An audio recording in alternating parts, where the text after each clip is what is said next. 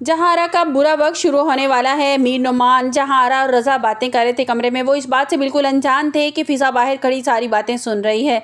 जैसे ही मीर नुमान ये बात करता है कि तुम इतनी ज़्यादती कैसे कर सकती हो, तुम्हारे बेटे की शादी है और तुम्हारे घर की बहू, बड़ी बहू, वो उसमें शामिल नहीं होगी। तुम रिश्ते के लिए जा रही हो, तुम्हें तो उसको आगे करना चाहिए। वो घर की बड़ी बहू है और हर फैसले में तुम्हें उसके साथ होना चाहिए, साथ रखना चाहिए उसको। जिस पर जहारा कहती है कि कैसे मैं उसको साथ रखूँ, मैं अपने घर के फैसले खुद कर सकती हूँ। अगर आपको भी चलना है तो ठीक है, वरना मैं अपने बेटे अली को लेकर और रज़ा को लेकर साथ चली जाऊंगी और बात पक्की कराऊंगी। जिस पर मीर नुमान बहुत ज़्यादा नाराज़ होता है और जहारा रज़ा से कहती हैं कि इसको ले जाओ, अपनी माँ के घर छोड़ाओ और जल्दी मत लेकर आना। तो रज़ा कहता है जी मामा, मैं ले जाता हूँ, मैं इसको एक दिन के लिए वहाँ पे छोड़ाता हूँ। जिस पर जहारा कहती है कि कोई ज़रूरत नहीं है एक दिन के लिए छोड़ कर आने की, इसको पूरा हफ्ते के लिए छोड़ कर आओ। जिस पर मीर नुमान गुस्से में आ जाते हैं और कहते हैं कि खुदा का खौफ कर लो, पहले जो कुछ तुम उसके बाप के साथ कर चुकी हो ना, तो अब तो अकल के नाखून ले लो। तुम क्यों इतनी जालिम हो रही हो कि तुमने खुदा को क्या मुंह दिखाना है। तो अगर उसको इस बात का इल्म हो गया ना कि तुम उसके बाप की कातिल हो, तुमने उस दिन उसके फ़ोन किया था उसके बाप को और उसको हार्ट अटैक हुआ था, तो फिर देखना कि क्या होता है, किस तरह वो ईंट के साथ ईंट बजाती है इस घर की।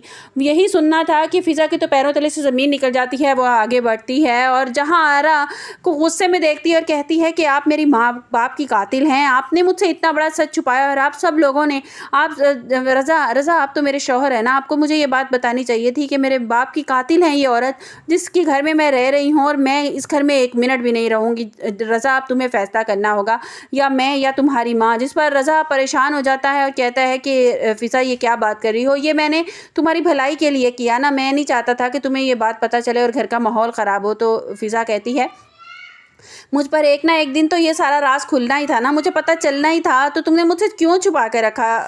रज़ा, मैं कभी माफ़ नहीं करूँगी आपको। मीर नुमान से भी कहेगी कि अंकल आपने भी ये बात मुझसे छुपाई, तो मीर नुमान कहेगा कि ये सब कुछ तुम्हारी भलाई के लिए किया गया, तुम्हारी माँ भी यही चाहती थी कि तुमसे ये बात छुपाई जाए ताकि तुम्हारा घर बच सके। जाने वाला तो इस दुनिया से चला गया, लेकिन अब तुम्हारी खुशियाँ तो बर्बाद नहीं की जा सकती थी ना।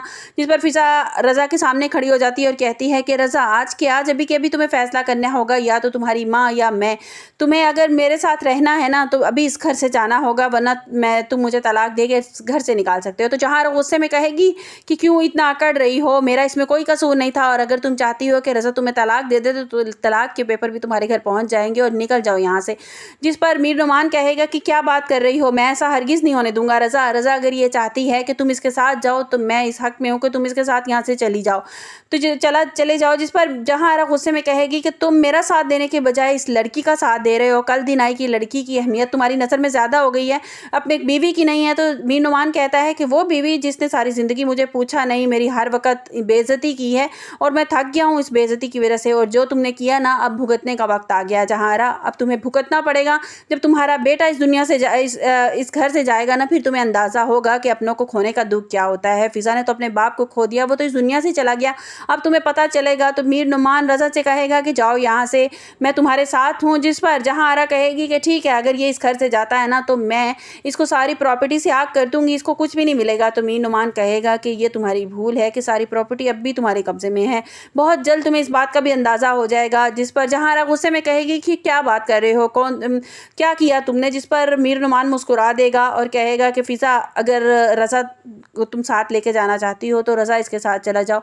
रज़ा खामोशी से वहाँ खड़ा रह जाता है। दूसरी तरफ दिखाया जाएगा कि अली जो है वो आयशा को अपनी मोहब्बत का यकीन दिलाने की कोशिश करता है और कहता है कि आयशा, मैं तुमसे मोहब्बत करता हूँ, मेरी माँ जितनी भी रुकावटें डाले, जितनी भी लड़कियाँ मेरे सामने ले आए, लेकिन मैं तुमसे मोहब्बत करता हूँ, मेरा दिल तुम्हारे लिए धड़कता है, मैं तुम्हारे अलावा किसी और के साथ शादी नहीं कर सकता और मैं अपनी माँ को मना कर रहूँगा। जिस पर आयशा कहती है ये वादे तुम पहले भी बहुत से कर चुके हो, लेकिन तुमने कैसे मान लिया, तुम अपनी माँ के कहने पर कैसे उस लड़की के साथ चले गए खाना खाने के लिए, और मैं देखती रह गई, और अब वो तुम्हें शादी का कहेंगी तो तुम शादी के लिए भी रजामंद हो जाओगे। जिस पर जो है अली कहेगा कि ऐसा हरगिज़ नहीं होगा आयशा, मैं ज़िंदगी तुम्हारे साथ गुजारूंगा। मैंने माँ के कहने पर उनको नाराज़ नहीं किया, मैं उनकी बात मान ली, लेकिन इतना बड़ा फ़ैसला मैं उनके कहने पर नहीं कर सकता, मैं शादी तुम्ही से करूँगा।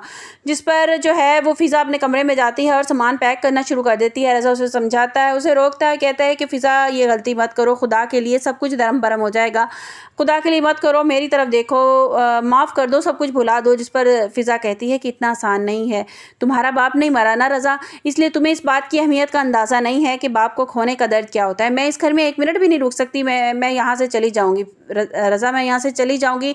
तुम्हें मेरे साथ चलना है तो ठीक है, वरना तुम्हारा मेरा साथ हमेशा के लिए यहीं पे ख़त्म हो जाएगा। मैं हमेशा के लिए यहाँ से चली जाऊँगी। जिस पर अली भी आ जाएगा कमरे में, उसामा भी आ जाएगा। वो अपनी भाभी को रोकने की कोशिश करेंगे, लेकिन अब तो फ़िज़ा रुकने वाली नहीं है।